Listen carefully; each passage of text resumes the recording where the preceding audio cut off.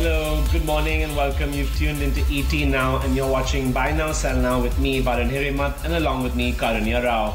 Karunya, we're starting off the markets on such a good note this week. 44 of the 50 Nifty stocks are currently advancing. The Nifty's up 1.3%, 15,100. 15,000 has just been blown past today. Mid-caps up nearly 2%. Banking stocks making a comeback up nearly 2%. Financial services index up 1.4%. In terms of the Nifty, what's really shining today, M&M up 7%, Axis Bank up 3.5%, GAIL up 3.86%. Hindalco and Adani Ports are also doing very well. On the losing side, despite good numbers, Divi's Labs down 1%, perhaps some mild profit booking. Britannia also 1.71% down, UPL 0.42% down, Bajaj Auto chilling out a bit, and NTPC also slightly declining today.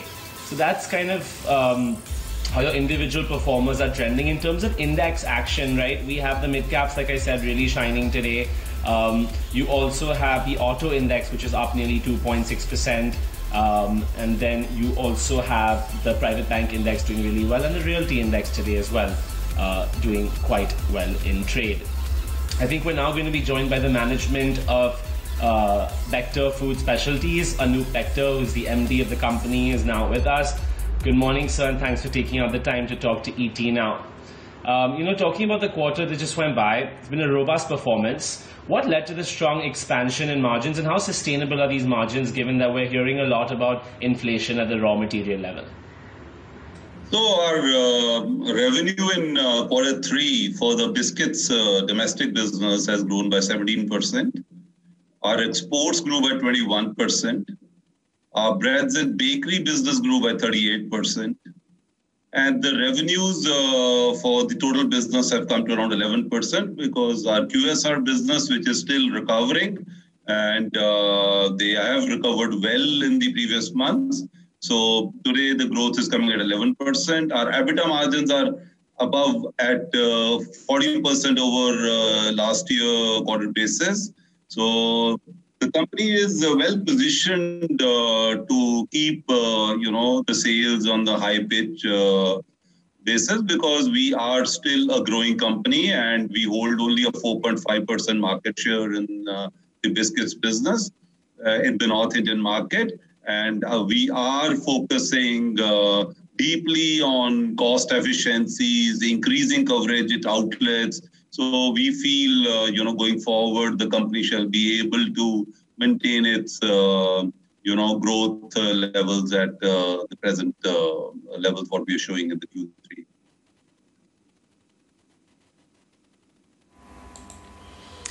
Okay, Mr. Bector, can you also tell us about the biscuit business specifically? It's seen a double-digit growth in domestic markets, even in exports.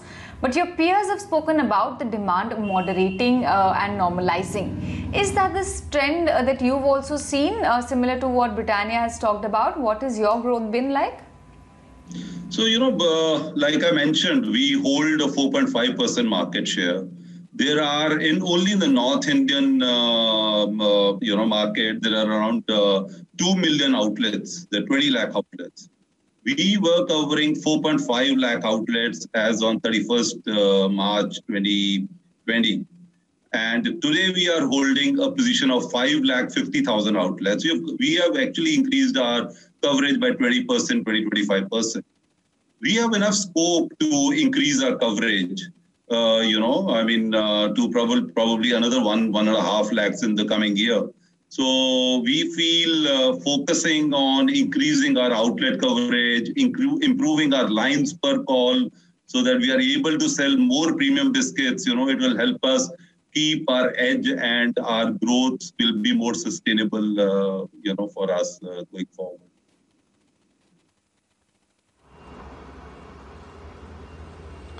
Right, Mr. Bector. And on the QSR side of things, obviously McDonald's, Burger King, big customers of yours. Could you give us an understanding of how you're seeing demand shaping up from the QSR segment, where we currently stand, and how far are you from pre-COVID levels in this segment?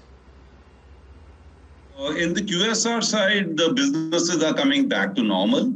And in the month of December, we have seen we were touching very close to the pre-COVID levels. And I think we have already touched 90 to 95% of the sales. And going forward, we are really looking at very robust growth coming forward because of the customer preference going towards more organized, buying and eating habits. So we feel that QSR businesses are going to be very strong going forward.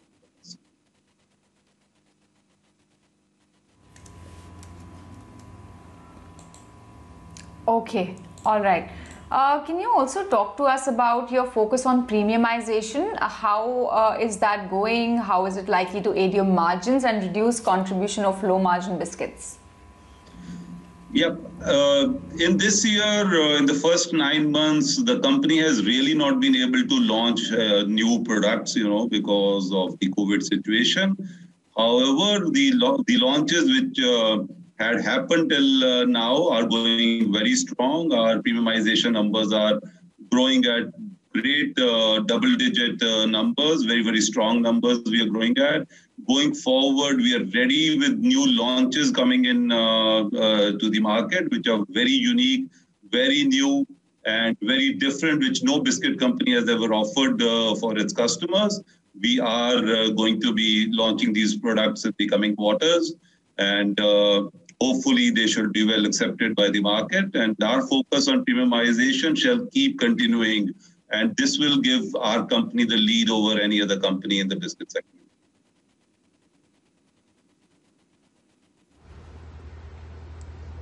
Right, Mr. Bector, on the subject of premiumization, these new products you're launching, particularly with respect to biscuits, how much will the margin profile differ from the current products that you have on offer? And what can the total margin lever be for your company? So exactly, the focus on premiumization actually leads us that, we, under the normal value cookies, we are much beyond in the as an MRP offering to the customer, because it gives a unique experience and it also holds good, benefits to the company. And but also it has to focus on advertising, brand building, for the first few years. And so going forward, although we shall be making better margins on these products, but overall spends on branding will have to be increased so that these products are, well known to our consumers. So we feel that, going forward, the EBITDA margins for the company shall be coming to around 15% plus. And so therefore, this is the long-drawn strategy, that it's our company is still a young company and should be able to develop very, very strong consumer base so that going forward, we are a very strong establishment.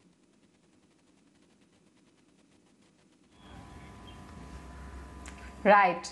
I would also like to reiterate how your business started in a backyard with an investment of just about 20,000 rupees. You've grown multifold from those levels. What are the measures to keep this growth sustained? How are you targeting the space that you're operating in over the next 4 to 5 years? How do you want to scale up? Any internal targets or vision that you have for the next few years? Yeah, true. The businesses which started out of a kitchen, with very humble investments have led to be what it is today because of only customer satisfaction, customers' unique experiences it has had with our company. So we are going to be going very strong on having a very strong customer satisfaction, customer happiness, with our consumers, with our large buyers who are associated with us, like our QSRs, by offering them a great quality product, unique experiences, and that is going to be the most sustainable business. Food is a business which has to be enjoyed by people and loved by people, and we continue to work towards that, and launching new products, launching new experiences is what the basis of the company is. And this shall be giving us a biggest and the most sustainable growth ever to this company.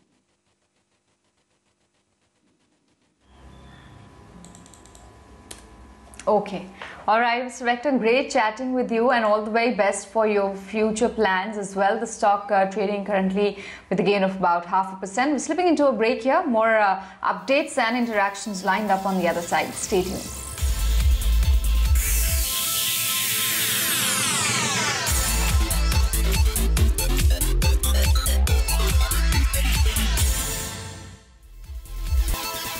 तरीका ठीक नहीं था, जल्दी कर दिया, इसको नहीं पूछा, ये रहता है।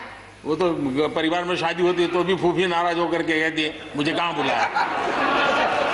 तो वो तो रहता है, इतना बड़ा बड़ा परिवार है तो रहता ही है।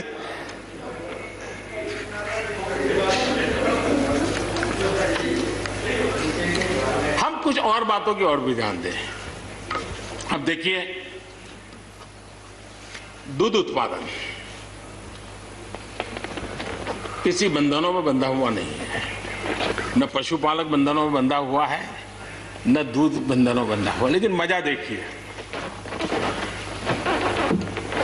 दूध के क्षेत्र में या तो प्राइवेट या कोऑपरेटिव दोनों ने एक ऐसी बड़ी मजबूत चेन बनाई है, दोनों मिलकर के इस काम को कर रहे हैं और एक बेहतरीन सप्लाई चेन हमारे देश में बनी है। इसको हमने जो अच्छा है उसको, और ये मेरे काल में नहीं बना है, आप भी इसका गर्व कर सकते हैं, मेरे काल से पहले बना हुआ है, हमें गर्व करना चाहिए। फल सब्जी से जुड़े व्यवसाय में ज्यादातर बाजारों का सीधा संपर्क रहता है, बाजारों की दखल हट गई है, इसका लाभ मिल रहा है। क्या डेयरी वाले, फल सब्जी खरीदने वाले उद्यमी, पशुपालकों की किसान, क्या जमीन पर कब्जा हो जाता है उनका, पशुपालन पर, पशु पे कब्जा हो जाता है? नहीं होता, दूध बिकता है, पशु नहीं बिकता है जी। हमारे देश में डेयरी उद्योग का योगदान कृषि अर्थव्यवस्था के कुल मूल्य में 28% से भी ज्यादा है। यानी इतना बड़ा हम एग्रीकल्चर की चर्चाएं करते हैं, इस पहलू को हम भूल जाते हैं। 28% कंट्रीब्यूशन है और करीब करीब 8 लाख करोड़ रुपयों का कारोबार है। जितने रुपये का दूध होता है उसका मूल्य अनाज और दाल दोनों मिला ले तो उससे ज्यादा है। हम कभी इस तरफ देखते ही नहीं है। पशुपालकों को पूरी आजादी, अनाज और दाल पैदा करने वाले छोटे और सीमांत किसानों को जैसे पशुपालक को आजादी मिली है, इनको आजादी क्यों नहीं मिलनी चाहिए? और इन सवालों के जवाब हम ढूंढेंगे तो हम सही रास्ते पर चलेंगे। आदरणीय सभापति जी, ये बात सही है, जैसा हम लोगों की स्वभाव रहा है, घर में भी थोड़ा सा भी परिवर्तन करना हो तो घर में भी एक तनाव शुरू है। चेयर यहाँ क्यों रखी, टेबल यहाँ क्यों रखा, घर में भी होता है। इतना बड़ा देश है और जिस प्रकार की परंपराओं से हम पले बड़े हैं, तो ये मैं स्वाभाविक मानता हूं। जब भी कोई नई चीज आती है तो थोड़ा बहुत रहता ही हमारे यहाँ, क्योंकि असमंजस की स्थिति भी रहती है। लेकिन जरा वो दिन याद कीजिए जब हरित क्रांति की बातें होती थी। हरित क्रांति के समय जो कृषि सुधार हुए, तब भी जो आशंकाएं हुई, जो आंदोलन हुए, ये वेल डॉक्यूमेंटेड है और ये देखने जैसा है। कृषि सुधार के लिए सख्त फैसले लेने के उस दौर में शास्त्री जी का हाल ये था कि अपने साथियों में से कोई कृषि मंत्री बनने को तैयार नहीं होता था, क्योंकि लगता था कि ऐसा है हाथ जल जाएंगे और किसान नाराज हो जाएंगे तो मेरी तो राजनीति समाप्त हो जाएगी। ये शास्त्री जी के समय की घटनाएं हैं। और अंत में शास्त्री जी को सी सुब्रमण्यम जी को कृषि मंत्री बनाना पड़ा था और उन्होंने रिफॉर्म्स की बातें की। योजना आयोग ने भी उसका विरोध किया था। मजा देखिए, योजना आयोग ने भी विरोध किया था। वित्त मंत्रालय सहित पूरी कैबिनेट के अंदर भी विरोध का स्वर उठा था। लेकिन देश की भलाई के लिए शास्त्री जी आगे बढ़े और लेफ्ट पार्टी जो आज भाषा बोलते हैं ना, वही उस समय बोलते थे। वो यही कहते हैं, अमेरिका के इशारे पर शास्त्री जी ये कर रहे हैं, अमेरिका के इशारे पर कांग्रेस ये कर रही है। सारा चीज जितना आज मेरे खाते में जमा है ना, वो पहले आपके यहाँ बैंक में अकाउंट में था। सब कुछ अमेरिका के एजेंट कह दिया जाता था हमारे नेता, कांग्रेस के नेताओं को। ये सब कुछ लेफ्ट वाले जो आज भाषा बोलते हैं, वो उस समय भी उन्होंने यही भाषा बोली थी। कृषि सुधारों को छोटे किसानों को बर्बाद करने वाला बताया गया था। देश भर में हजारों प्रदर्शन आयोजित हुए थे, बड़ा मूवमेंट चला था। इसी माहौल में भी लाल बहादुर शास्त्री जी और उसके बाद की सरकार जो करती रही, उसी का परिणाम है कि जो हम कभी PL 480 मंगवा करके खाते थे, आज देश अपने किसान ने अपनी मिट्टी से पैदा की चीजें को खाता है।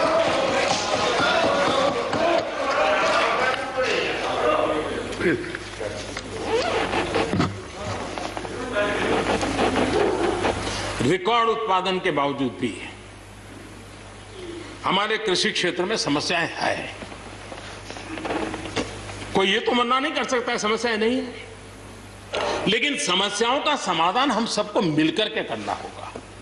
और मैं मानता हूं कि अब समय ज्यादा इंतजार नहीं करेगा। हमारे राम गोपाल जी ने बहुत ही अच्छी बात कही कि उन्होंने कहा कि कोरोना लॉकडाउन में भी हमारे किसानों ने रिकॉर्ड उत्पादन किया। सरकार ने भी बीज, खाद, सारी चीजें कोरोना काल में भी पहुंचाने में कोई कमी नहीं होने दी, कोई संकट नहीं आने दिया, और उसका सामूहिक परिणाम मिला कि देश के पास यह भंडार भरा रहा। उपज की रिकॉर्ड खरीदी भी इस कोरोना काल में ही हुई। तो मैं समझता हूं कि हमने नए नए उपाय खोज करके आगे बढ़ना होगा। और जैसा मैंने कहा, कोई भी हम कई कानून है, हर कानून में 2 साल 5 साल के बाद, कभी 2 महीने 2-3 महीने के बाद सुधार करते ही करते हैं। हम कोई स्टैटिक अवस्था में जीने वाले लोग थोड़े हैं जी। जब अच्छे सुझाव आते हैं तो अच्छे सुधार भी आते हैं, और सरकार भी अच्छे सुझावों को, और सिर्फ हमारी नहीं, हर सरकार ने अच्छे सुझावों को स्वीकार किया। यही तो लोकतंत्र की परंपरा है।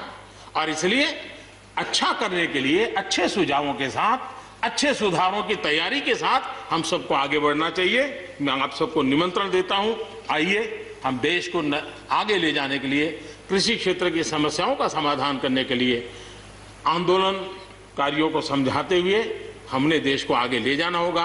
हो सकता है कि शायद आज नहीं तो कल जो भी यहाँ होगा, किसी न किसी को ये काम करना ही पड़ेगा। आज मैंने किया है, गालियां मेरे खाते में जाने दो, लेकिन इस अच्छा करने में आप जुड़ जाओ। बुरा हो मेरे खाते में, अच्छा हो आपके खाते में, आओ मिलकर के चले।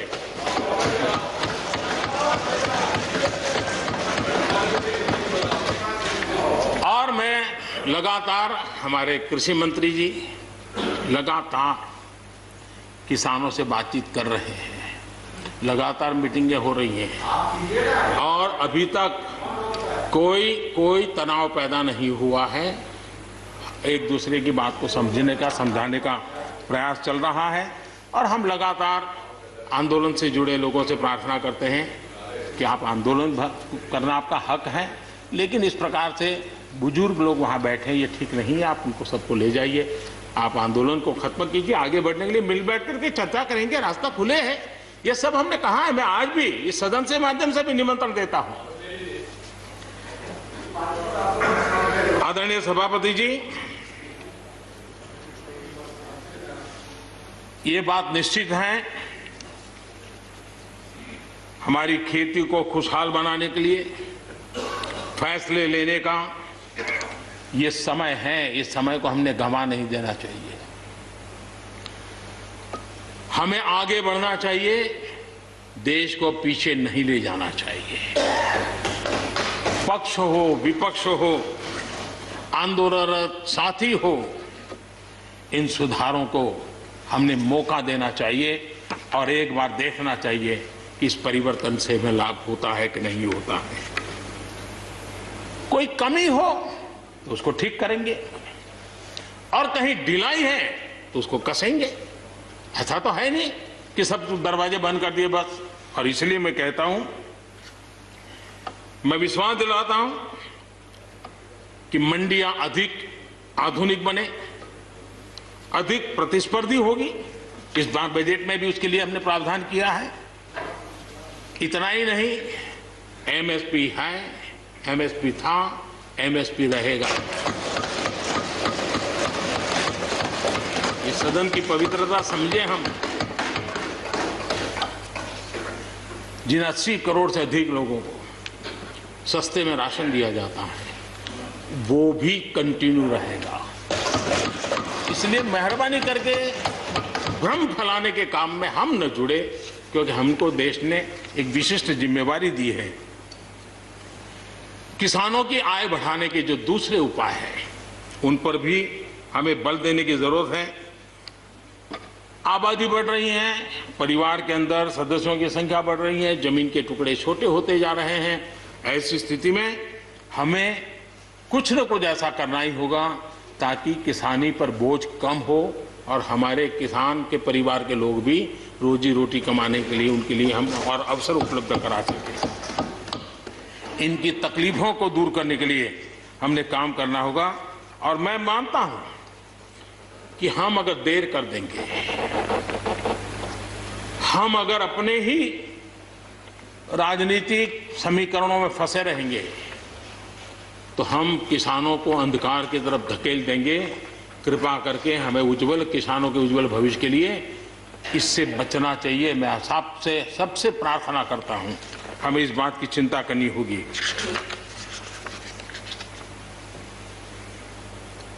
आदरणीय सभापति जी, डेयरी और पशुपालन हमारे कृषि क्षेत्र के साथ बढ़ावा देने की जरूरत है ताकि हमारा किसान पगभर हो। उसी प्रकार इसी काम के लिए हमने फुट एंड माउथ डिसीज के लिए एक बहुत बड़ा अभियान चलाया है ताकि वो किसान को या पशुपालक जो बाय एंड लार्ज किसानी से जुड़ा हुआ रहता है उसको भी लाभ होगा। हमने फिशरीज को भी एक अलग बल दिया, अलग मिनिस्ट्री बनाई और 20,000 करोड़ रुपए मत्स्य संपदा योजना के लिए लगाया है ताकि ये पूरे क्षेत्र को एक नया बल मिले। स्वीट रिवॉल्यूशन, भारत में बहुत संभावनाएं हैं और इसलिए भारत ने किसानों, उसके लिए बहुत जमीन की जरूरत नहीं, अपने ही खेत के कोने में वो कर दें तो भी।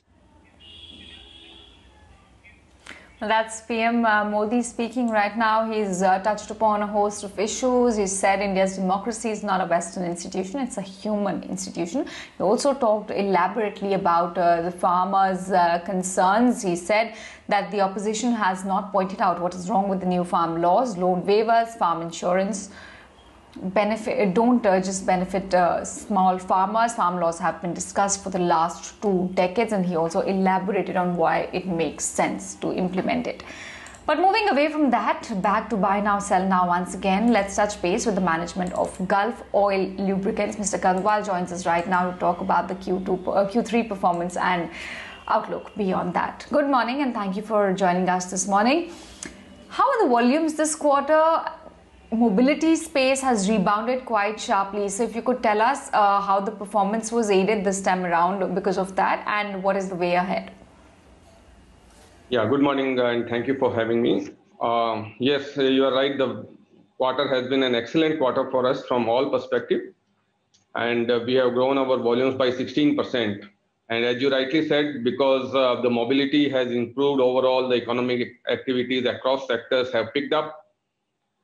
This has been one of the fantastic quarters for us. We have all-time high revenues, all-time high profits, and it's been across segments, and both B2C segment and B2B segment, all segments have delivered double-digit growth for us, and that's been quite encouraging and quite, I would say, buoyancy in the market in terms of demand conditions across sectors.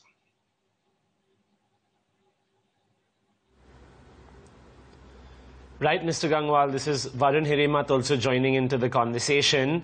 What's the margin picture looking like? And I mean, crude today has crossed $60 a barrel for the first time in 12 months. So what's the forward trajectory and how did the margin shape up this quarter? So this quarter, all lubricant companies usually carry some inventory. So crude has a correlation with base oil, which is a key raw material for us. But that's over a longer term trajectory, I would say. In a short term, demand supply conditions for base oil play a rather more important role than crude. and input cost has been going up. We have been, carrying some inventories. We have been able to maintain the margins this quarter, and obviously, as we move forward, input costs will have some impact. We have already taken a price hike in our retail segment in the middle of December, so that should help us, partly offset the input cost rise. And we will continue to maintain our, margin management strategy, which we believe in this industry has been quite robust in, in terms of passing on the impact of input cost increase to the end consumers and customers.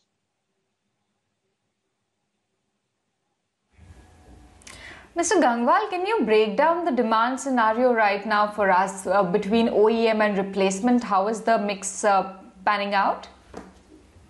So particularly for the quarter December, the replacement demand has been very robust. And, 90%, 95% of our lubricant sale is to the replacement market. Only 5 to 7% is to the first fill of OEMs, where the new vehicle rollout happens and they fill the lubricant. That also has improved because our exposure in that is mainly into commercial vehicle for the first fill, and the commercial vehicle OEMs have picked up. So that has also improved significantly in December quarter. But replacement demand has been very, very robust. And we have a pan-India distribution network with more than 70,000 retail touchpoints and across India. And we have seen that demand conditions across India in that retail channel also has been very, very impressive in this quarter.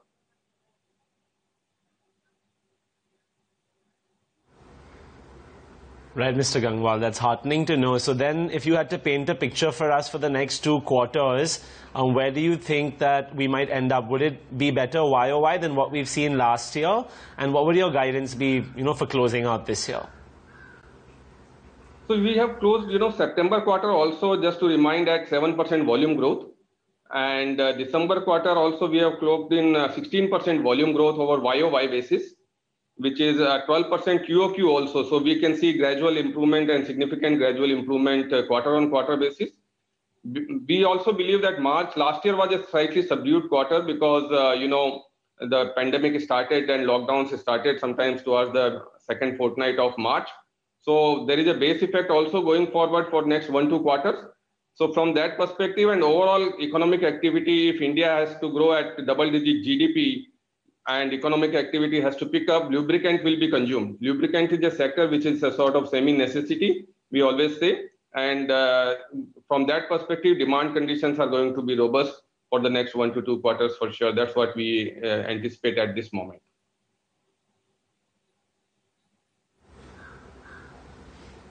All right, Mr. Gangwal. Well, thank you so much for taking out the time to give us an update on your quarter and chat with us this morning. It was great to get perspective from you. On that note, let's slip into a very quick break here on Buy Now, Sell Now. Stay tuned. We'll be back in just a minute.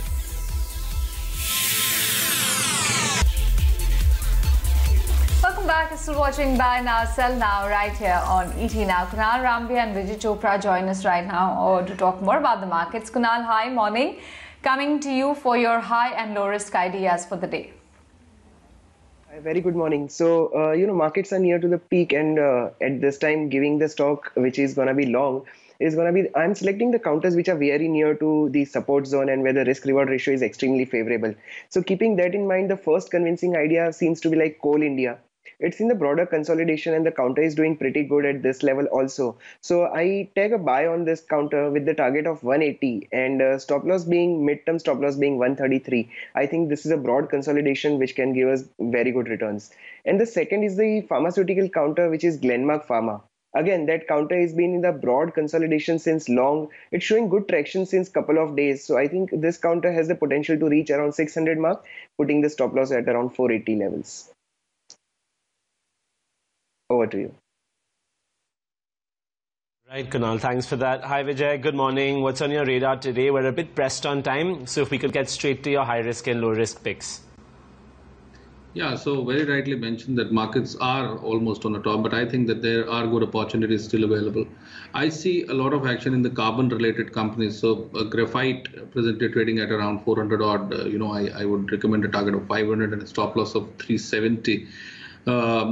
I see a lot of revival happening in the real estate space, and we have seen what has happened to DLF. So another South-based builder and a big the company Brigade Enterprises. Presently trading at around 285. I would recommend a target of 330 in a short to medium term. Although I would recommend a stop loss of 250 on this counter. And finally, my low risk idea would be NMDC. This is National Mineral Development Corporation, presently trading at around 118. I would recommend a target of 130. So I see upside in all these three companies. And of course, be very cautious, have strict stop losses at these levels, because markets can probably tank, and not tank, but correct a bit in the weeks to come.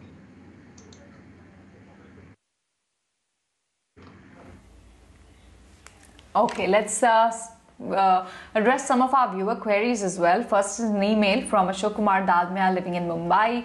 He wants our experts to suggest any pipe manufacturing companies, especially if there are any that could benefit from government's Jal Jeevan mission. Kunal, any of the pipe companies that look interesting on the charts? Yeah, absolutely. So, after the budget, we saw the traction in the entire segment because of the announcements, and the outperforming company, which I feel is right now Finolex Industries. So, you look at the broader consolidation phase again of the counter near to 550, counter went up to almost 700, and right now it's in the traction. I mean, corrected a bit. I think 640 can be the good level to accumulate the counter with the target of around 800. We can take a buy on it, and I think the stop loss can be around 575. Accumulate near 640 zone. That's the favorable risk reward kind of zone. Sure. Thanks for that, Kunal. Vijay, what about you? How are you looking at the pipe space? I know you just spoke about the realty sector, and they are correlated to a large degree. So what would your outlook be here? I think that these pipe manufacturing companies should do well over a period of time. And I think companies like APL Apollo should also be on the radar, although it is trading at almost all-time highs. But I think that these companies, which have shown a wonderful traction and wonderful numbers over a period of the last few years, this will keep on growing. And I think that this counter has the ability to go to 1200 also, presently trading at about 950. So, this company can be added in corrections, I would say. If any investor wants to buy it, wait for a correction. Don't just jump and buy at this point of time. We'll see corrections also. And especially new investors who have entered the market in the last 6 months, I think that we should wait for corrections and then get into good quality companies.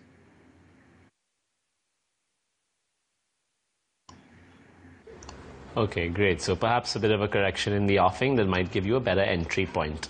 Let's move on. Sushil Dubey of Mumbai is looking at, he's actually bought Bodil Chemical at 83 rupees per share. Would like to learn the outlook for the next 1 year. Kunal, technically, any insights you can offer on Bodil Chemicals? The formations are pretty attractive, but at the same time, this counter is in extreme broad consolidation since August 2019 till now. The peak made by the counter is around 85 and the low is around 70. So once it crosses 85, I think the stock has a potential to reach 125. I would say because the entry of the viewer is near to the peak itself. Buy again near to 70, that could be a good entry point again, and once it breaks out of 85, expect 125 to 130. But yeah, extremely I'm bullish on the counter at this level.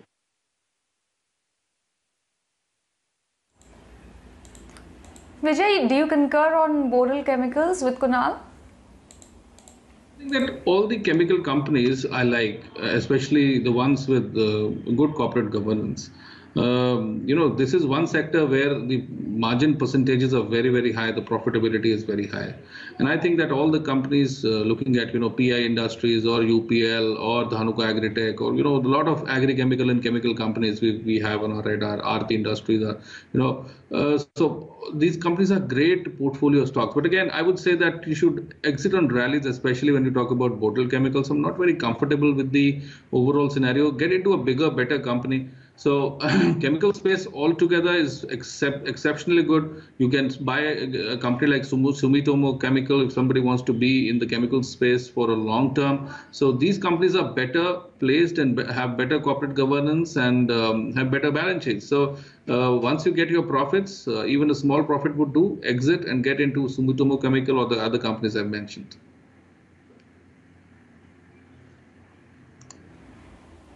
Okay, then. Moving on to our final query for the day. Girish Khanna writes to us.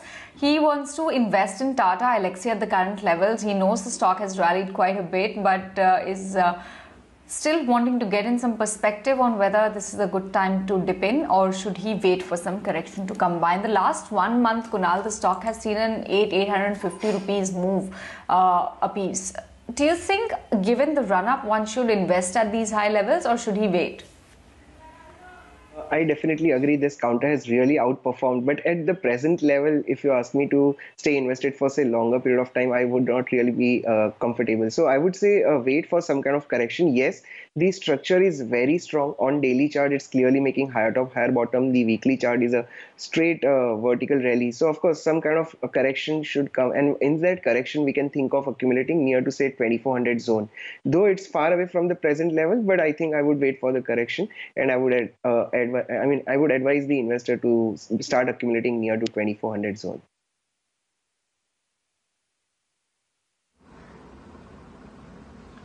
Okay, thanks for that, Kunal. So you're of the view that there might just be a bit of a cool-off in which you can enter. But Vijay, coming to you, I mean, India Mart, Affle India, all these stocks with very high PE ratios, investors keep waiting for a correction, but it doesn't really seem to set in. So fundamentally, Tata Elxsi starting to look very stretched for you, or do you still think it's attractive? Fundamentally, it's a Tata Group company. It is primarily supporting Tata Motors also and other auto-related companies. And I think that Tata Elxsi is a great company to have in the portfolio. But presently, if somebody wants to get afresh, I think that there are other opportunities in the IT space. I think HCL Tech Mahindra, even Infosys give a great entry point at this point of time. We have seen some correction already in the IT space. So get into these companies. These companies are equally good and the top run companies. So better to be in the top run companies. This has seen a scorching increase in the price. So as rightly mentioned, 800 rupees in a month. So I would say that wait a bit if you want to get into the stock. I think 2300 would be a great entry point. But if at all you want to invest right away, I think HCL Tech Mahindra are great, at great entry levels as well. So get into IT, because even if you see a correction in the market, I think IT should hold on and should hold the market as well. So better to get into a company which has corrected and it's good.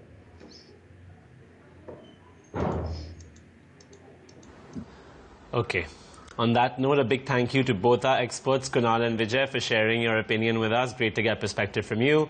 Time to slip into a quick break on Buy Now, Sell Now. Stay tuned. We'll be back in just a minute.